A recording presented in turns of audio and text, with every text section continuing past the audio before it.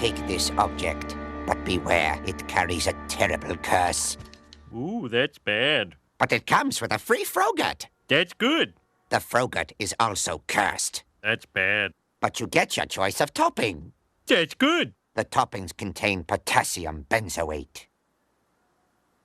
That's bad. Can I go now?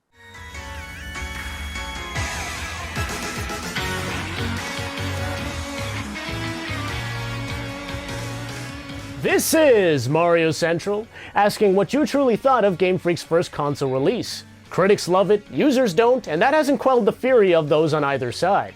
And after playing it, it's forever drenched in that bittersweetly goodness.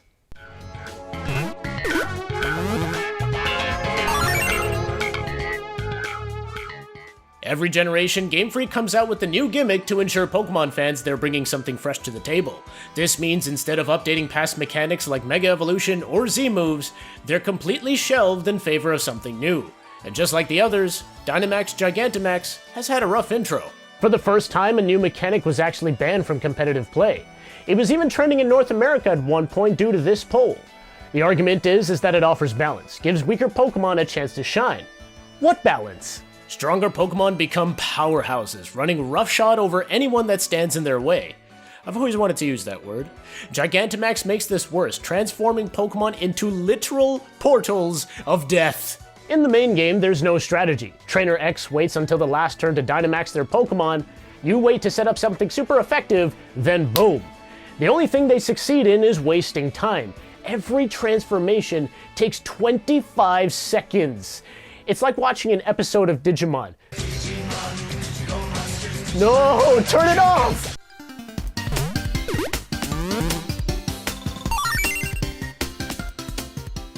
Since Generation 5, Game Freak has taken inspiration from outside of Japan.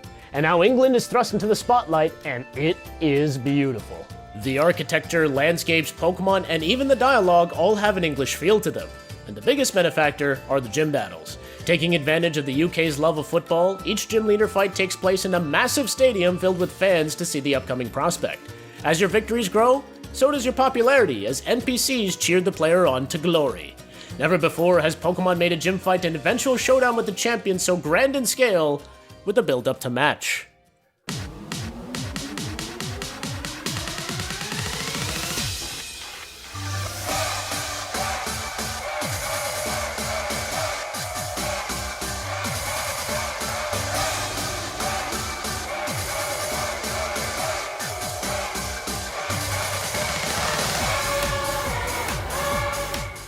Hitting the right notes, even on its tender side.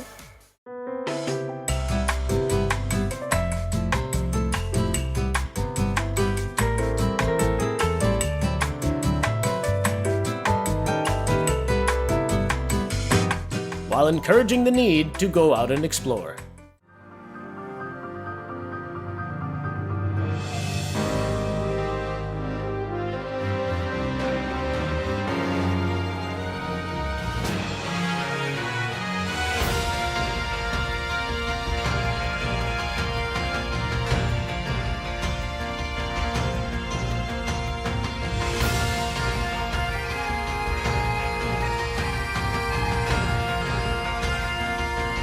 Sword and Shield's attention to detail in its environments, accompanied by a sweeping score, make this a joy to traverse through. It's too bad they didn't have the visuals to back it up.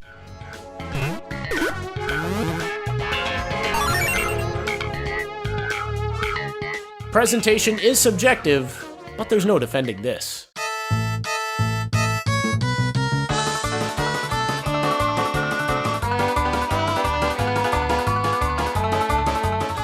Considering Pokemon is the biggest gaming franchise of all time, this can't happen, especially given that this is Nintendo's most powerful system to date. It's so bad that fans have even taken it upon themselves to fix the game. But wait, there's more. Despite voice acting existing in video games since the 80s, Pokemon still fails to utilize their own resources. They have an entire anime studio with voice actors to spare, and yet nothing.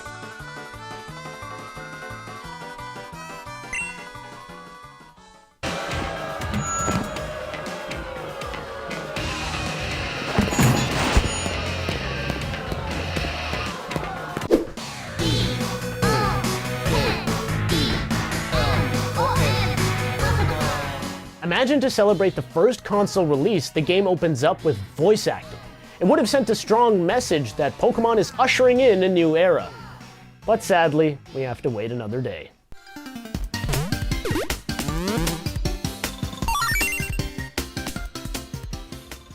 Every generation introduces Pokemon designs that work, and some that don't. For some reason, when a new wave comes out, the first thing people say is, they're running out of ideas, can't match Gen 1. Oh, so you mean the piece of sludge, or the rock with arms? Well, personally, this is my favorite iteration of new Pokemon ever. It's a wide range, from incredibly cute, simply Simon, eerily creepy, strangely edible, just plain bizarre, I mean, he shouldn't even be alive, to the levels of awesomeness that is Toxtricity. The best part is how spread out the Pokemon are, making it a genuine surprise whenever you counter a new one. The Galarian forms add to this, giving brand new evolutions to Pokemon who were barely used. This is where the strong influence from the UK is displayed in full force, including Sinistea, the long-standing tradition of inanimate objects brought to life. Man, living in a world of Pokemon sure would be hazardous. How's it going, Mario? You made me some tea? Oh, you shouldn't have. No!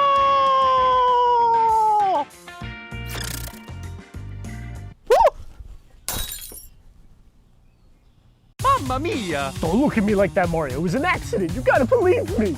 Game over!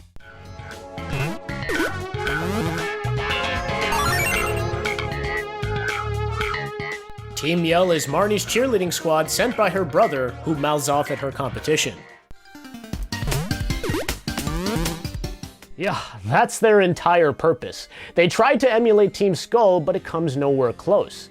And that's not the only thing they copied from Sun and Moon. Hop is such a blatant ripoff of How that even his animations are the same. That's just so lazy. And Chairman Rose is an impatient Lucamine that tries to match her delightful insanity. This franchise has existed for 24 years, so there's bound to be some overlap. Even Beatty brings back the jerk rival personality, but he's missing for 2/3 of the game. And that's the main problem with their storytelling. They refuse to show you any of it.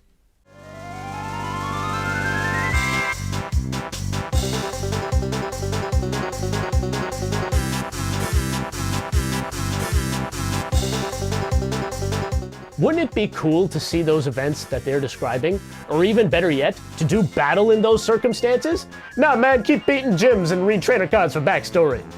On the other hand, there are times where the game completely halts everything just to shove the story down your throat. There has to be some consistency. I mean, look at the eventual reveal of Chairman Rose's dark side. First of all, pictures for cutscenes with no music? Remember, Game Freak sacrificed half the Pokedex for this. Turns out Rose caused Armageddon because he couldn't wait for a couple of days with a problem that wouldn't exist for years. The reason this hurts is because the Twilight Wings webisodes show that there's potential in this story and its characters. It's too bad the Pokemon Company seem more interested in relegating their efforts towards other means.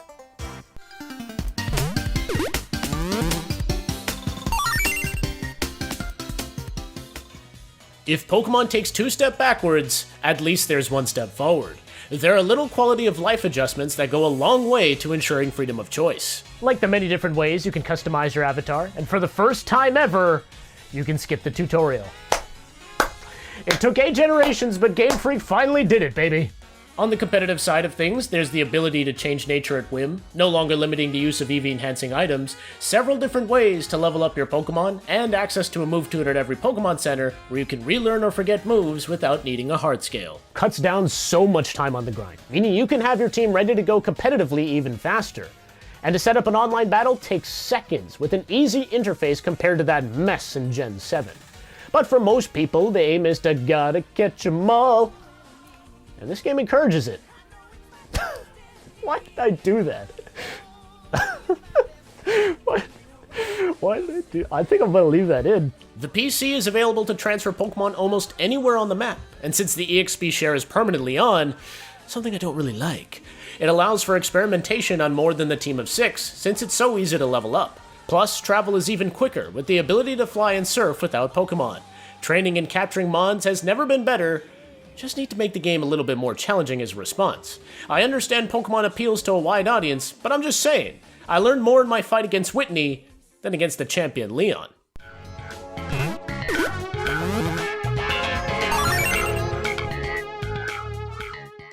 It's 2 hours. Tied up some loose ends. There's a battle tower. That's it. I didn't think it was possible to be worse than Gen 6's postgame. And Game Freak proved me wrong. I just wish they didn't. On the plus side, Toby Fox composes the Battle Tower theme, and it makes me feel like I can do anything.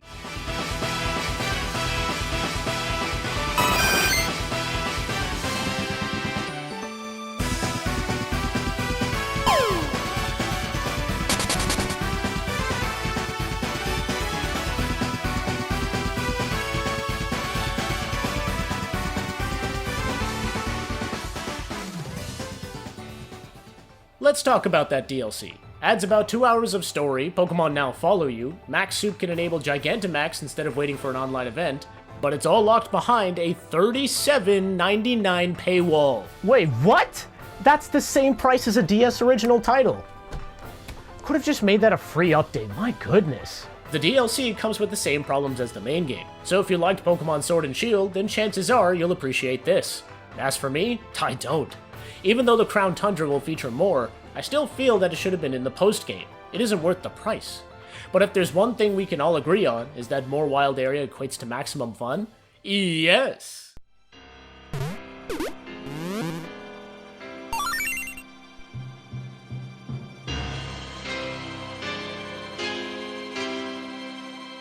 Those first steps into the wild area will never leave my memory. It was as if for a moment I was immediately transported back to my childhood, imagining my first foray into this magical world. Free to rotate the camera to breathe it in, walk about as you please, and take on the unknown is something I have wanted from this franchise for years. Just seeing Pokemon freely move about and never knowing what level they would be, or who you would find, is an amazing experience. The wild area is so good that it actually provides minor fixes to two problems I had with the main game. The post-game was lacking, but I've spent hours just roaming around.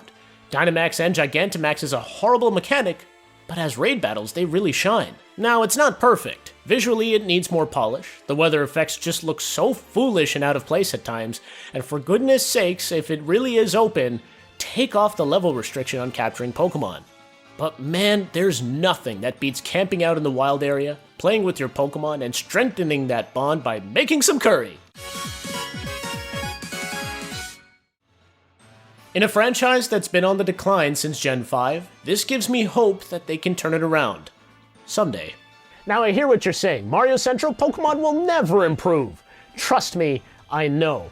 It reminds me of that hopeful analysis Fran Fraschilla made on Bruno Caboclo, who was drafted 20th overall. He's 2 years away from being 2 years away.